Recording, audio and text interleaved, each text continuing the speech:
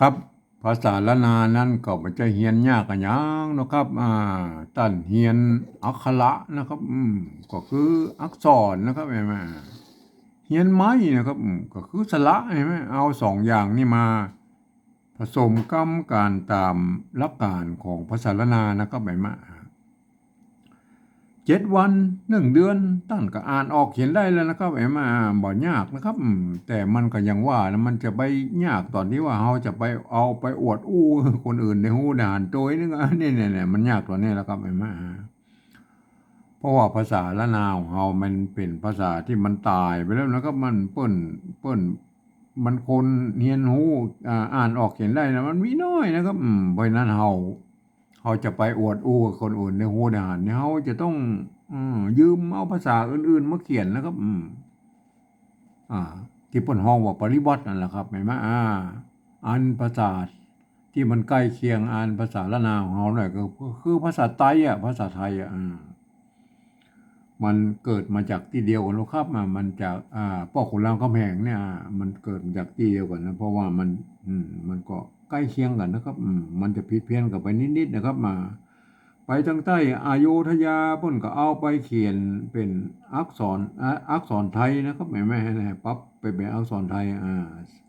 อันจะมาทางเหนือก็มาเป็นภาษาละนานะครับแม่นั่นมัน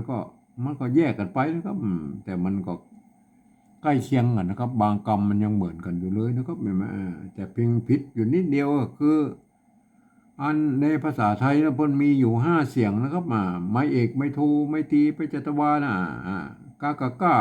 กากาเห็นไหมอันภาษาละนาเพิ่นมี6 เสียงนะครับเห็นไหมกากะก้า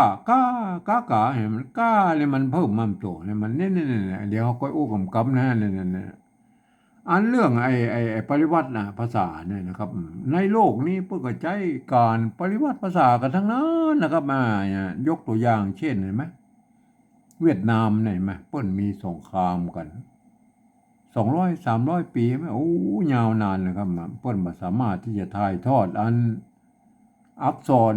ยึกยืออันแบบที่เปิ้นเขียนแบบภาษาจีนน่ะมันได้อะไรเห็นไหมโอ้ประเดี๋ยวนี้เปิ้นเอาอ่า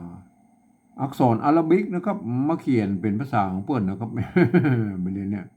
ภาษาเวียดนามมาเขียนด้วยอักษรอาราบิกนะครับแล้วเปิ้นก็ปรับปรุงเปลี่ยนแปลงนะครับด้วยการเอาจุดเอาหมวกเอาขีดเอาอันอย่างสเปซมาใส่ในอันภาษาอาราบิกของเปิ้นนั่นแหละที่เปิ้นเอามาเขียนเพื่อให้มันได้สำเนียงเสียงออกมาให้มันได้อันตามหลักตามสำเนียงภาษาของเปิ้นนะเห็นไหมอันนี้เนี่ยคือการปริวัตินะครับเอา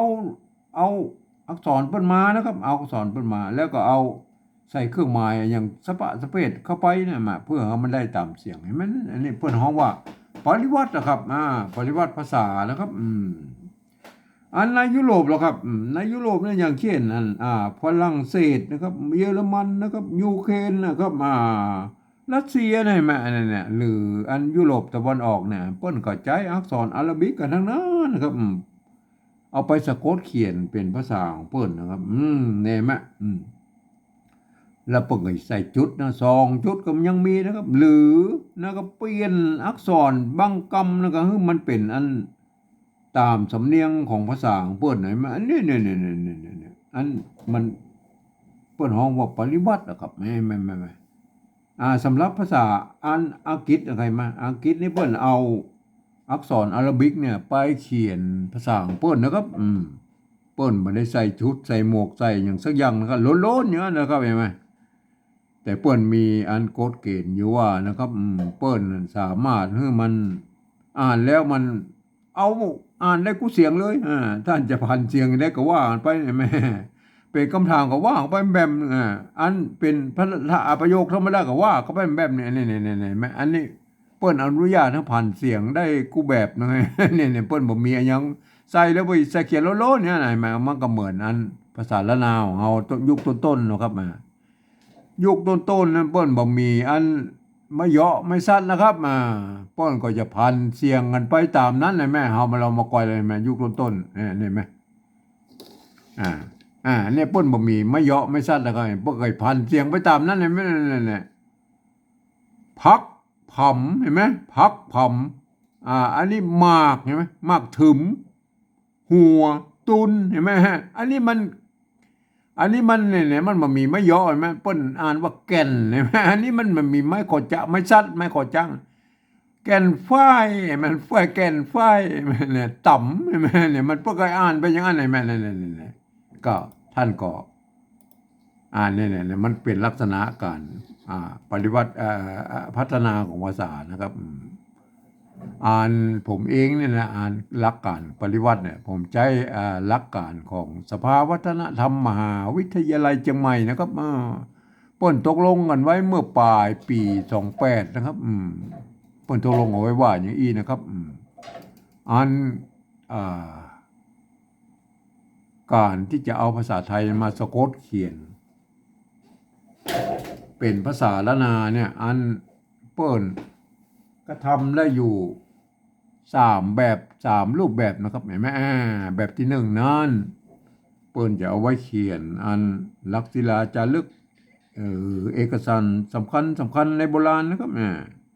เปิ้นจะเอาภาษาไทยเนี่ยไปเทียบเอามานะครับทุกขละนะครับทุกไม้ทุกเครื่องหมายนะครับแม้กระทั่งไม้กงไม้กังไลไม้อย่างมั่วที่มันปรากฏอยู่ในลักษิลาจารึกนั่นนะก็เปิ้นจะเอามาโม้นะครับอันนี้มันถึงขั้นละเอียดนะครับเฮาบ่อู้ถึงแล้วเฮาบ่ได้ใจนะครับเฮาเอาแค่แบบที่2นี่ก็พอนะครับแบบที่2นี่มันเปิ้นว่าอย่างนี้นะครับคือยืมอักษรไทยนะครับมาปรับเทียบเพื่อเป็นอักขระละนาเนี่ยตำบลเนี่ยแล้วก็ประกอบกรรมขึ้นมากับแบบภาษาไทยผสมผสานกันไปนะครับบางครั้งไม้หรือสระนี่มันบ่ตรงบ่ตัดกันคือสัตว์อันของไทยของละนาเนี่ยมันบ่เหมือนกันนะครับเห็นไหม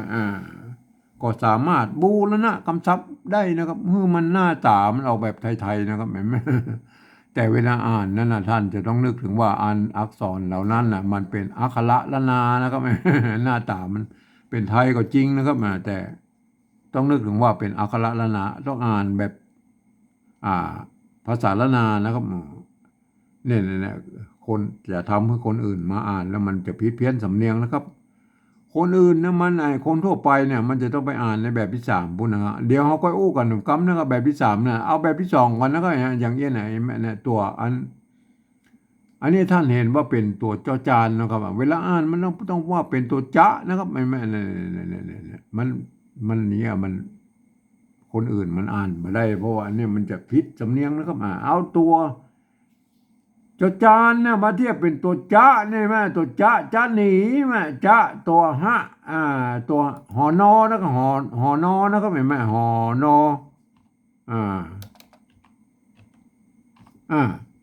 หอนอไม่กี่ไม่กี่กับสระอีหนีนั่นอันนี้มันอย่าว่าเอามาเขียนอย่างนี้มันก็มันจะเข้าใจผิดแล้วมันจอหนีอย่างกับโมโหนะครับมันใส่ไม่อันตุจะนี่ใส่อันสระพวกน้อยๆนะครับมันมันอ่านแล้วมันชัดๆหน่อยอ่านว่าจะหนีนะมันจะหนีนะเนี่ยต้องอ่านแบบละนานะครับเอาภาษาละนามาอ่านนะตัวจะนะครับอ่านว่าจะนะตัวนะนะครับอ่านไม่กี่อันว่าหนีนะอันหนีนี่มันเต้ากันก็โอเคนะกันก็เต้ากันไปก็นะครับอันนี้ตัวกะนะครับตัวกะเนี่ยยืมตัวคอควายมาเป็นตัวกะนี่นะครับไม่ตัวกอเนี่ยมันภาษาละนามันมีตัวกะกับตัวกะเลยมันมี2ตัวนะครับอักษรสูงและอักษรต่ำได้ไหมตัวนี้เป็นอักษรต่ำตัวกะได้ไหมมันตัวนี้มันก้อนะครับออกเสียงเขียนว่าก้อนะแต่อ่านตามบริบทแล้วมันว่าจะอ่านออกเสียงก่อนะครับ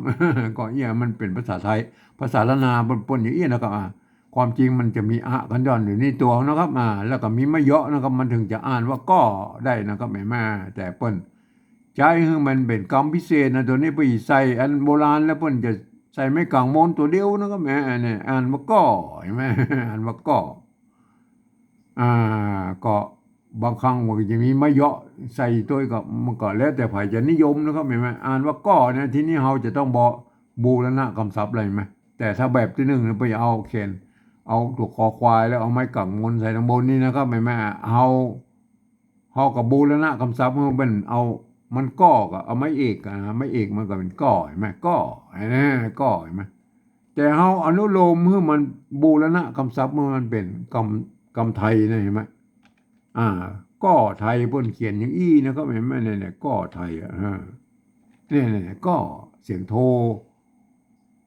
เสียงโทปกติเหมือนกันเนี่ยก็เห็นไหมอันนี้ก็อันนี้ก็อันนั้นไม่ใช่ข้อนะครับต้องอ่านเป็นตัวกะนะครับก็อันนี้ก็เห็นไหมป่นเขียนอย่างนี้นะก็เห็นไหมฮืออะไรฮือเนี่ยฮือมันว่าหะนะครับไม่กือแล้วก็ไม่กือนั่นนะไม่กือโบราณเพิ่นเขียนเนี่ยไม่กิแล้วเอาไม้สองน้อยตวัดอยู่ตรงนั้นไหนไม่กือเฮาก็เขียนเป็นไม่สระอือไทยเห็นไหมสระอือไทยไม่กดจ้างก็ไม่โทนะครับตัวอันนี้มันฮือเปิ้นอันบาลานาบ่เขียนอีนะครับทีนี้มันบ่งามในภาษานะครับก็ฮือบูรณะคำศัพท์ฮือมันหน้าตาแบบไทยๆนะครับเปิ้นเห็นไหมฮือเห็นไหมฮือแบบไทยๆเฮามาดูไม่กือโบราณที่เปิ้นเปิ้นเขียนเห็นไหมไม่กือโบราณนะเปิ้นจะใจอันไม้กินี่แหละครับแล้วก็เอาไม้สองน้อยเนี่ยไม้สองน้อยเลยคืออันตวัดเข้าตรงกลางเนี่ยไม้มันจะม้วนอยู่ตรงกลางนี่เป็นไม้กือโบราณเปิ้นใจอย่างอี้มันเลยอันเนี้ยเปิ้นอ่านว่าถึมนะแม่พักพำมากถึมหัวตูนแก่นฝ้ายต่ำเห็นไหมเนี่ยมันเปิ้นอ่านอย่างอี้แม่เนี่ยอันนี้มากเห็นไหมอันนี้มากเห็นไหมท่านพ่อไว้นะมากเนี่ยเปิ้นใจไม้สัตว์เนี่ยแตนตกกะอยู่ทั้งลุ่มเนี่ยเห็นไหมก็มากเห็นไหมมากถึมเห็นไหมท่านก็ไปดูกันนะอันนี้เป็นภาษาโบราณยุคต้นๆนะครับในเปิ้นก็เขียนกันอย่างอี้เห็นไหมฮือเปิ้นนะครับเปิ้นอันนี้มันเปิ้นนะครับไม่เก๋อันตัวปะนะครับยืมตัวพอพานมาเป็นตัวปะเนี่ยตัวปะตัวปอในภาษาอันละนาพวกก็มีสองตัวนะครับตัวปะกับตัวปะเห็นไหมตัวปะเป็นอักษรสูงตัวปะเป็นอักษรต่ำนะเสียงโทนี่ต้องใช้ตัวปะนะครับแม่เปิ้นนะครับไม่กี้นะครับไม่กี้กับสลีไม่ย่อกับไม่เอกนะครับใช่ไหมอันตัวหางหน้ากับนอนหนูใช่ไหมเนี่ยได้เลยไม่ใช่ว่าอ่านว่าเพิ่นนะครับอ่านว่าเปิ้นนะครับเปิ้นตัวปอนะตัวเปิ้นเสียนะครับเสียเนี่ยเสียเนี่ยมันอันนี้มันเขียนแบบอันเจ้าไตโยนเชียงใหม่นะครับถ้าเป็นอันไตลือนะครับไตลืออันหรืออันทำอีสานนะครับเพื่อนจะเอาไม้สัตว์ใส่อย่างอี้นะครับเนี่ยกำกับไม่เกี่ยเนี่ยเป็นทำอีสานกับอันไตลือตังพะเยาลำปางแป้น่านเนี่ยบนเพื่อนจะใส่อย่างอี้นะครับแต่ถ้ามันเขียนแบบไตยวนยังใหม่เพิ่นก็เขียนอย่างอี้นะครับเห็นไหมนั่นน่ะท่านเข้าใจไว้ด้วยนะครับไม่เกี่ยนะครับสระเอียเนี่ยสระเอียไทยเนี่ยเฮาก็บูรณะคำศัพท์เพิ่นบ่น้อยๆมันเป็นสระเอียไทยนะครับไม่เก๋สดสะเนี่ยมันเป็นสระเอียไทยนะไงบูรณะคำศัพท์นะครับเนี่ยเป็นเนี่ยเสียนะครับเห็นไหมอันเสียนะอันนี้ไม่เกี่ยของอันละนาเป็นอีได้นะครับได้ตัวดะเราเด็กนะครับไม่กาอันนี้มันเทียบมาเลยนะครับห่างยะกับตัวยอยักษ์เห็นไหมเห็นไหมได้เลยเห็นไหมจะหนีก็ฮือเปิ้นเสียดายเห็นไหมอันต่อไปอันตัวจะนะครับไม่ยอ ตัวดีไม่กะนะครับนี่มันออกเสียงเอกนะเห็นไหมออกเสียงเอกนะจะเห็นไหมจะเห็นไหมอันนี้มันหน้านี่มันตัวจะตัวเดียวมันออกเสียงจัตวาจะเห็นไหมอันนี้มันจะเห็นไหมเนี่ยมันก็เขียนได้หลายแบบนะในภาษาละนานะก็ท่านก็เอาไว้พิจารณากันนะครับท่านจะออกเสียงเอกหรือออกเสียงจัตวาท่านก็เขียนไปตามนั้นนะครับมันจะเสียงเอกนี่หรือจะเห็นไหมอันนี้มันจะตายไหมอันนี้ตัวตะเห็นไหมตัวตะก็ยืมตัวเต่ามาเป็นนึกว่าไม่กาสละห่างเนี้ยกับยอยักษ์เนี่ยจะตายเห็นไหมอันนี้มันจะหนีเห็นไหมเนี่ยตั้งหน้าเห็นไหมก่อนั่นนะครับก่อนะครับก่อนะครับอันนี้ก็อันนี้แหละก่อนะตัวกะนะตัวกะนะครับบูรณะมันเป็นอันก้อไทยนะครับก้อไทยบนเขียนนี้นะครับเอากอไก่มาใส่เลข8อยู่ตรงบนเนี่ยมันเปิ้นอ่านว่าก้อฮื้อนะครับฮื้อ กับโอตะกี้นะครับอ่านตัวหะไม่กือนะโบราณเนี่ยไม่กอดจ้างบูรณะคำศัพท์เอาอ่างใส่ให้เพิ่นหน้าตาแบบไทยๆเห็นไหมเห็นไหมเสียงโทพิเศษเห็นไหมพวกก็อ่านออกเป็นเสียงโทพิเศษนะครับอันนี้นี่คนอื่นมานะครับอ่านว่ามันเสียงโทโปปกตินะครับมันจะผิดสำเนียงแล้วก็เป็นคนที่เปิ้นเรียนรู้ภาษาละนามาอ่านแล้วก็เปิ้นนะครับเปิ้นก็อู้ตะกี้นะตัวปะไม่เกตัวปะไม่กี้ไม่ย่อตัวหน้านะครับเห็นไหมตัวหน้าก็นอนหนูเปิ้นได้เห็นไหมได้ได้ได้ก็อันได้ได้เปิ้นมีอันไม่ไก่ตัวดะไม่ขอจ้างเห็นไหมได้เนี่ยมันก็เขียนได้อยู่สองแบบนะครับท่านจะเอาไม้ไก่ธรรมดาเขียนอันนี้เปิ้นโบราณเปิ้นก็เขียนอย่างนี้นะครับแต่ยุคต่อมาเปิ้นนิยมเอาได้เนี่ยมาเขียนเนี่ยบางคนเปิ้นก็เอาได้เนี่ยนะครับได้เนี่ยมาเขียนอย่างนี้นะครับมันก็ถ้ามันมีได้เนี่ยท่านก็จะเอาแบบที่สองนี่ก็เอาเนี่ยมาตัวนี้นะครับอันต่อวันนี้มันจะได้เนี่ยมันได้ธรรมดาเห็นไหมได้ธรรมดาท่านก็เอาเขียนแค่นี้นะครับได้เทียบเอาตามที่มีได้อันนี้โบราณเพิ่นก็เขียนเต้าอี้นะครับยุคต้นๆนะครับแต่ยุคโบราณยุคปลายๆมาเพิ่นเอาหญ้าใส่ตัวก็มีมันไม้ไก่หญ้าก็มีนะครับไม้ไก่ธรรมดาก็มีเห็นไหมก็สุดแล้วแต่ท่านจะนิยมเขียนเหล้านะครับเหล้าไม้เก่านะครับไม้เก๋นะอันตัวละสระเอาเนี่ยไหมอันนี้ไม้เก่าเนี่ยไหมอันเปิ้นเอาไม้สั้นมาใส่อันกับไว้บ่ฮื้อมันเป็นไม้โกบาลีนะไม้โกบาลีนะมันเป็นไม้เก๋ไม้กาควบกันนั้นมันเป็นไม้โกบาลีแล้วก็เพราะนั้นมันจะเข้าใจผิดนะเพราะนั้นเปิ้นก็จะเอาไม้สัตมาเขียนมันมีอยู่สองอย่างนะครับบางครั้งเปิ้นก็จะเอาไม้กงใส่ตั้งหน้านี่ไหมก็อันแล้วแต่นะไม้กงใส่ตั้งหน้านี่มันนิยมการเขียนอันในอันทำอีสานนะครับทำอีสานไปใจไม่กงอันกับไม่โกบาลีเนี่ยบางทีมันเป็นไม่โกบาลีเป็นไม่เก่านะฮะอันนี้ไม่กงนะอันนี้มันแบบละนาส่วนใหญ่แล้วเปิ้นจะเอาไม่ซัดนะครับแต่ละนาเป็นบางที่ปกติจะเอาไม่กงเฮียนแบบของอันทำอีสานนะครับเป็นไม่เก่านะมั้ยก็ท่านก็จะไปงงนะครับเวลาท่านหันเอาเปิ้นเอาไม่โกงมากำกับไม่โกบาลีนะเพื่อมันเป็นไม่เก่านะก็ไม่อยู่สองแบบนะครับท่านก็เข้าใจไว้เลยนะครับไม่เยาะนะครับไม่เยาะไม่เอกไม่เอกใส่ไม่เอกเห็นไหมเล่าได้เล่าเห็นไหมได้แล้วนะครับเห็นไหมจะหนีก็ฮื้อเปิ้นเสียดายจะตายก็ฮื้อเปิ้นได้เล่าเห็นไหมเนี่ยได้เลยไหมอันแบบที่สองต้องเป็นคนที่เรียนรู้ภาษาละนามาอ่านแล้วก็คนอ่านทั่วไปก็ไปอ่านในแบบที่สามปุ๊บนะครับมันถ้าไปแบบที่สองนี่มันจะผิดเพี้ยนสำเนียงแล้วแบบที่สามปุ๊บไหวได้แล้วครับตามข้อตกลงปลายปี28ของสภาวัฒนธรรมมหาวิทยาลัยเชียงใหม่เปิ้นว่าอย่างนี้นะครับเปิ้นบอกว่าฟังเอาเสียงภาษาละนาตำบลปูนะครับเปิ้นเปล่งเสียงออกมาก็คือเปิ้นออกมาจะได้นะครับก็เอาภาษาไทยเขียนไปจะนั้นนะครับแม่ก็บ่ต้องพ่อให้กันเลยนะฟังเอานะครับแต่ก็ยังว่านะครับภาษาไทยนั้นมันเป็นระบบ5เสียงนะครับเอกโทติจตวาเปิ้นผันได้5เสียงครับกากากากาเห็นไหมมันมี5เสียงนะครับอันภาษาละนาเปิ้นมีไม่เยาะไม่ชัดก็คือไม่เอกไม่โทนะครับเปิ้นเอาตัวกอเนี่ยมันเปิ้นมี2ตัวนะตัวกะเห็นไหมเปิ้นก็เปลี่ยนกันใส่ไม่เอกไม่โทคือเยาะชัดนี่นะครับเห็นไหมเนี่ยมันจะพันได้6เสียงนะครับแม่พันได้อีนะกากากากากากามันเพิ่มตัวก้านี่มันตัวเนี่ยอันนี้แหละครับตัวก้าเนี่ยมันเสียงโทพิเศษเนี่ยมันบ่มีในภาษาไทยนะครับเพราะฉะนั้นพวกก็สร้างวรรณยุกต์มาฮื้อนะครับมันก็อย่างเงี้ยนะมันมีปัญหาแล้วนะครับอันข้อตกลงปลายปี28พวกเขาคงบ่นึกถึงว่ามันเป็นอย่างอี้นะครับเพราะฉะนั้นเมื่อมันเขียนมาได้ท่านก็จะต้องรัดแปลงกันเอาเองนะครับอันบางคนนะครับที่ผ่านมาเนี่ยเปิ้นก็เอาอันเสียงโท ปกตินั่นแหละครับเปิบเปิบหรือว่าขี้ตู้นั่นแหละครับ มันเป็นเสียงโทพิเศษใหญ่นะคำนี้ละมันใหญ่ได้ละครับมัน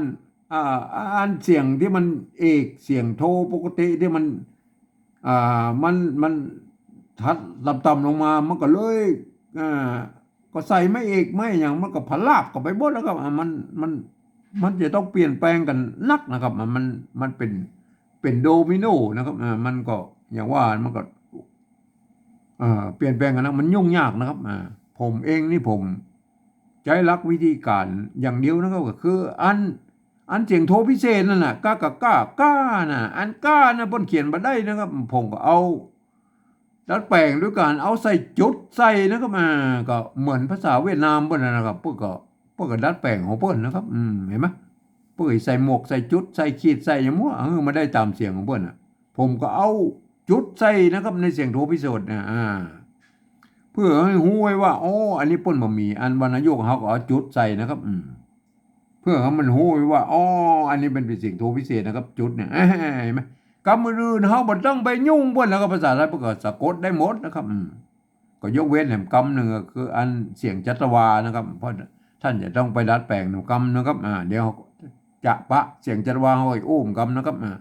สำหรับอันเสียงอันโทพิเศษโทเมืองเนี่ยอันวัดพระสิงห์เนี่ยเปิ้นห้องว่าตีเพี้ยนนะครับมันจะตีเพี้ยนหรืออัน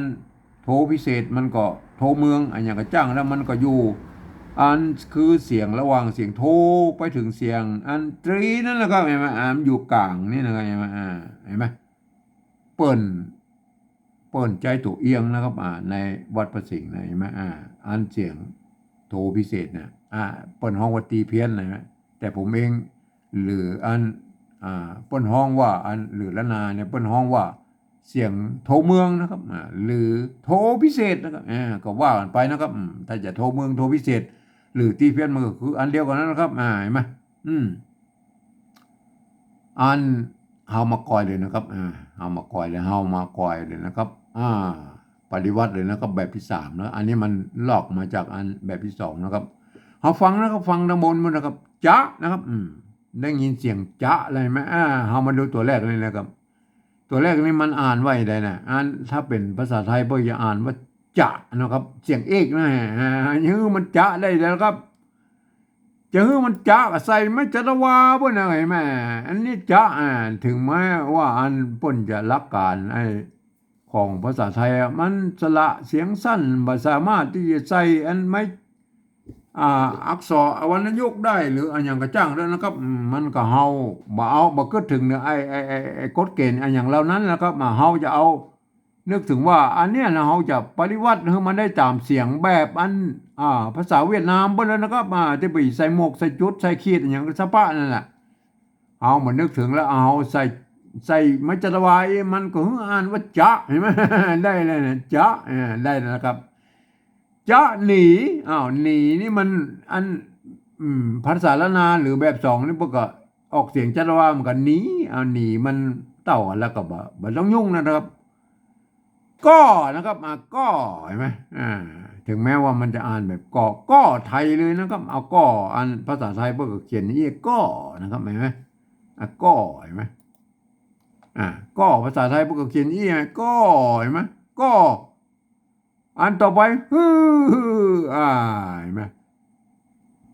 ภาษาละนาปนออกเสียงว่าเสียงโทพิเศษแล้วนะครับเห็นไหมที่ผมตะกี้อันแบบที่2ที่เปิ้นอ่านว่าอันนี้มันตัวหะนะครับไม่กือไม่ขอจ้างนะครับตัวอันนี้อันนี้เปิ้นเอามาประกอบบ่ได้นะครับอ่านว่าเสียงโทพิเศษโทเมืองนะครับเห็นไหมอันนี้เหรออันลมเนี่ยแบบที่3เนี่ยอันนี้เปิ้นอ่านภาษาไทยเปิ้นอ่านว่านะครับ เสียงโทปกติเห็นไหมนี่มันมาตรงมาตะอะไรมั้ยคนทั่วไปมาอ่านว่านะว่าจะมันเป็นได้แล้วผมเองนี่ผมเอาจุดประดับไว้นะครับเพื่อให้รู้ไว้ว่าอ๋ออันนี้มันเสียงโทพิเศษโทเมืองนะครับแม่นี่อันวัดพระสิงห์เพิ่นใจตัวเอียงนะครับแล้วเปิ้นฮ้องว่าเป็นตรีเพี้ยนนะครับแม่ท่านก็ไปพิจารณากันนะครับเนี่ย เฮาก็เอาใจแบบภาษาอันเวียดนามเลยนะครับมาที่เปิ้นบูรณะคำศัพท์ของเปิ้นนะเปิ้นก็ใส่จุดใส่ขีดใส่หมวกอันยังมั่วเพิ่นได้ตามเสียงของเปิ้นน่ะผมเองเนี่ยผมก็เหมือนกันนะครับอันนี้หลักการก็คือยืมเอาไว้เอามันภาษาไทยมาเขียนนะครับเมื่อยืมของเพิ่นเอายืมมาบ่ได้นะก็ต้องเปลี่ยนหลักการบางอันหลักการของภาษาไทยน่ะก็ต้องเปลี่ยนหลักการของเพิ่นนะครับแม่ก็ต้องเป็นภาษาปริวัติหรอกครับเพิ่นสามารถเปลี่ยนแปลงดัดแปลงเปลี่ยนแปลงนิดๆหน่อยๆก็ไปตามนั้นแหละครับเพราะฉะนั้นมันภาษาไทยเปิ้นระบบ5เสียงแล้วครับจะเอามาเขียนเป็นระบบ6เสียงภาษาละนาได้ให้มาครบทุกเสียงมันบ่ได้นะครับมันบ่ได้นะครับท่านจะเป็นด็อกเตอร์จากที่ไหนมาจ้างแล้วก็10ด็อกเตอร์20ด็อกเตอร์100ด็อกเตอร์อันยังก็จ้างแล้วก็มันเขียนบ่ได้ครับมันบ่มีทางแล้วก็เอา5เสียงนั้นมาเขียน6เสียงมันบ่มีทางท่านจะต้องดัดแปลงปรับปรุงเปลี่ยนแปลงเปิ้นได้ฮ้องว่าปริวัตินั่นแหละครับเห็นมั้ยต่อไปเลยนะครับ ต่อไปอันเปิ้นนะครับอันนี้เนี่ยภาษาละนามเปิ้นนะครับแบบที่2ก็อ่านว่าเปิ้นใช่มั้ยอันแบบที่3นั่นแหละอ่านว่าเพิ่นเห็นมั้ยมันจะต้องเอาปอปลามาเขียนแล้วก็เป็นมาอันเปิ้นเห็นมั้ยเปิ้นมันต้องเอาปอปลามาเขียนแล้วเปิ้นเห็นมั้ยใส่อันสระเอิญแม่งก็เปิ้นเห็นมั้ยเปิ้นเห็นมั้ยบางคนมันเอาตัวนี้มาอันนี้บ่ใส่จุดเนาะบางคนเปิ้นเปิบเอาขี้ตูให้มันเป็นอันเนี้ยฮื้อมาเป็นฮื้อนะครับเวลาเขียนเปิ้นนะมันก็เอาต้องเขียนใส่ไม่ย่อเนี่ยมันก็จะต้องเป็นเปิ้นใช่มั้ยเป็นฮื้อเปิ้นเนี่ยมันภาษาอื่นๆมันตัวอื่นมันจะพลาบกับไปหมดเป็นเปิ้นเห็นมั้ยเป็นเปิ้นฮื้อเปิ้นมันอ่านบ่ตัดเสียงแล้วกับนี่อะไรมั้ยอ่านแบบผมนี่ผมใส่จดไว้อันนี้มันเป็นเสียงโทพิเศษนะครับฮื้อเปิ้นอันนี้มันเปิ้นนะครับเปิ้นก็ใส่ไม่โทไว้ล่ะไงเปิ้นเห็นมั้ยนี่ๆเปิ้นเห็นมั้ยฮื้อเปิ้นเห็นมั้ยนี่ๆฮื้อเปิ้นเห็นมั้ยอันภาษาไทยมันก็อ่านว่าเปิ้นเห็นมั้ยเนี่ยเสียงโทปกตินะครับอันนี้มันเสียงโทพิเศษนะครับโทเมืองนะเห็นไหมฮื้อเปิ้นเห็นไหมนี่ท่านต้องไปพิจารณากันนะครับการเขียนอันปริวัติแบบผมได้ไหม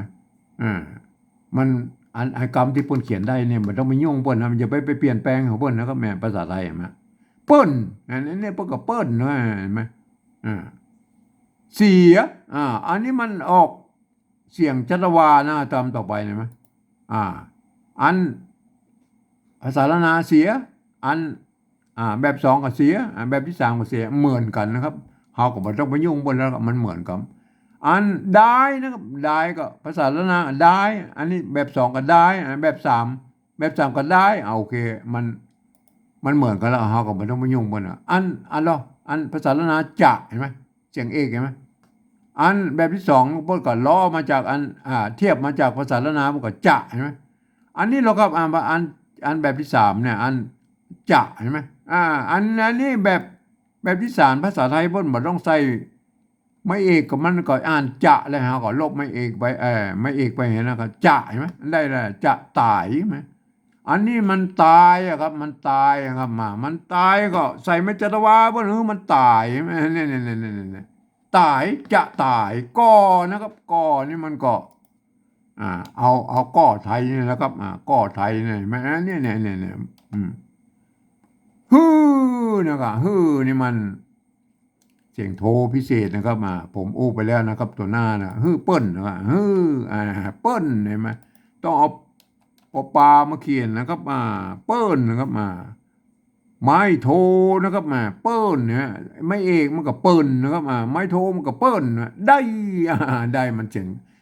โทพิเศษเห็นแล้วใช่ไหมก็เอาใส่จุดว่าได้อันนี้มันอ่านว่าได้นะครับได้แม่เนี่ยมันโทปกตินะครับภาษาไทยเขาใส่จุดเข้าไปบอกให้บังคับเลยอ่านว่าได้แม่เล่าใช่ไหมเล่านี่มันเสียงโทปกติใช่ไหมก็มันได้แล้วก็บ่ต้องไปยุ่งเพิ่นนะครับเล่าใช่ไหมเนี่ยถึงแม้ว่าท่านจะเป็นฝรั่งมังค่านะครับที่เรียนภาษาไทยมานะครับแล้วก็ก็อ่านไปตามหลักการของภาษาไทยนะครับยกเว้นนะครับมีข้อยกเว้น ว่าอันกรรมที่มีจุดนี่คืออ่านออกเสียงโทพิเศษโทเมืองนะครับแหมและออยกรรมที่เป็นออยคืออ่านออกเป็นเสียงยอยักษ์ไทยนะครับอยู่ยาอย่างยากนี่ไหมเจอกรรมไหนก็คืออ่านเป็นยอยักษ์ไทยนะครับถ้าเป็นยอตัวเดียวเนี่ยก็คืออ่านเป็นอันยอยักษ์แบบล้านนานะก็คือตัวยอนะครับนี่ไหมก็ถ้าอ่านแบบอีเนี่ยท่านจะได้สำเนียงเจ้าไตยวนเชียงใหม่ไปเลยนะครับเนี่ยสำเนียงไตยวนเชียงใหม่พวกก็จะอ่านอย่างอี้นะครับเห็นไหมอ่านว่าอย่างอี้นะครับจะหนีก่อเห็นไหมอ่านก่อนี่เป็นอ่านออกเสียงก่อนะครับเนี่ยมันภาษาในถ้าประกอบเป็นประโยคแล้วเห็นไหมเขียนเป็นก่อได้อ่านเป็นก่อนะจะหนีก่อฮือเปิ้นเสียดายจะตายก่อฮือเปิ้นได้เล่าเห็นไหมนี่คือสำเนียงไตยวนเชียงใหม่นะครับมันอันถ้าเป็นภาษาอันไตลือนะครับอ่าหรืออันไตยองนะพวกก็จะมันก็จะเสียงมันก็จะพิดเพี้ยนกันไปนิดๆนะครับก็ฟังหูเรื่องนี้นะครับอันแบบที่สองนี่เห็นไหมอันแบบที่สองนี่มันจะต้องเป็นคนที่บันเฮียนหูภาษาละนามาอ่านนะครับเพราะฉะนั้นถ้าเป็นคนอื่นทั่วๆไปมาอ่านแล้วมันจะพิดเพี้ยนสำเนียงนะครับอันเพิ่นจะต้องหันว่าอันเนี้ยมันหันเป็นตัวไทยก็จริงนะครับแต่เวลาอ่านนะมันจะต้องหันว่าอันนี้ต้องนึกถึงว่าอันนี้มันเป็นตัวจะนะครับอันนี้หอนอก็เป็นตัวนะนะครับอันนี้ตัวกะนะแม่นะอันนี้ตัวหะนะครับตัวปะนะไงตัวสะนะไงแม่นั่นต้องอันนี้ตัวดะนะแม่นั่นมันต้องเห็นไปอย่างนั้นนะครับอันนี้ตัวปะนะแม่มันอย่างนั้นนะต้องหันเป็นอักขระละนานะครับและท่านจะอ่านไปตามหลักการกฎเกณฑ์ของภาษาละนาเลยนะครับต้องอ่านว่าอย่างนั้นนะครับอ่านว่าอย่างนี้นะครับเห็นไหมจะหนีก็ฮือเปิ้นเสียดายจะตายก็ฮือเปิ้นได้เล่าเห็นไหมเนี่ยมันต้องอ่านอย่างนี้นะครับนั่นภาษาละนาเนี่ยเปิ้นก็เขียนได้อย่างนี้เห็นไหมบางครั้งมันก็เขียนได้อยู่หลายแบบอยู่นะครับอย่างเช่นตัวกะเนี่ยเห็นไหมก็เนี่ยมันบางที่เปื่อยใส่ไม่เยอะตัวนะก็เนี่ยก็สุดแล้วนะครับตัวจะเนี่ยเห็นไหมป้นจะเขียนจะกับเสียงจักรวากันอย่างนี้นะจะออกเสียงเอกกับยี่กับจะเห็นไหมมันก็แล้วแต่ป้นชอบหน่อยไหมอันไม่เกี่ยเห็นไหมไม่เกี่ยอันแบบเจ้าตะยวนเชียงใหม่พวกก็จะเขียนเต้าอี้นะป้นเขียนเต้าอี้ก็เป็นไม่เกี่ยก็คือสระเอียไทยแล้วเห็นไหมอันไตลือตังลำปางตังแป้น่านพะเยาพุ่นนะครับปุ้ยใส่ไม่ซัดตัวใช่ไหมตามแบบอันทำอีสานใช่ไหมเห็นไหมปุ้ยใส่ไม่ซัดตัวก็แล้วสุดแล้วแต่นะครับก็อันนี้มันก็เขียนได้อยู่หลายแบบอยู่แล้วก็ไม่กือใช่ไหมไม่กือบางอันไม่กือแบบอันโบราณยุคต้นๆพวกเขียนนี้นะครับไม่กี่แล้วเอาไม่สองน้อยตวัดอยู่ตรงกลางนะเห็นไหมอันนี้คือไม่กือแบบโบราณยุคต้นๆเลยนะยุคปลายๆพวกก็เอาไม่กี่เขียนก็มาแล้วปกตวัดห่างเลยใช่ไหมอันนี้ก็เป็นไม่กือแถมแบบหนึ่งนะครับที่เป็นโบราณยุคปลายๆพวกก็นิยมเขียนกันนะครับก็ท่านจะเอาไม่กือแบบใดมันก็คือสระอื้อนั่นนะครับไทยนะก็มันก็เขียนได้หลายแบบนี้นะครับเห็นไหมได้เนี่ยได้บางครั้งอ่านได้โบราณนะปนยุคต้นๆพวกก็บอกมีเนี่ยนะครับได้อย่างอี้นะครับยุคปลายๆโบราณปลายๆพวกเอาเนี่ยมาใส่เป็นได้เนี่ยไหนมาก็สุดแล้วแต่ใครชอบจะเขียนแบบใดก็ได้นะครับก็มันก็เขียนได้อยู่หลายแบบอยู่นะครับในภาษาละนาเนี่ยมันบ่มีกฎเกณฑ์ที่แน่นอนอยู่เต็มนะครับมันบ่มีข้อกำหนดกฎเกณฑ์นะครับเพราะว่ามันเป็นภาษาที่มันตายไปแล้วนะก็เขาก็มาช่วยกันแล้วรักษานะครับเห็นไหมพวกก็จะอ่านว่าอย่างนี้นะฮะจะหนีก็ฮือเปิ้นเสียดายจะตายก็ฮือเปิ้นได้เล่าเห็นไหมอันนี้พวกก็อ่านกันได้นะครับมันจะเป็นเผ่าพันธุ์ใดก็ได้ในภาษาละนาเนี่ยพวกก็อ่านกันอย่างนี้นะครับครับวันนี้ผมก็ขอบรรยายเพียงแค่นี้นะครับ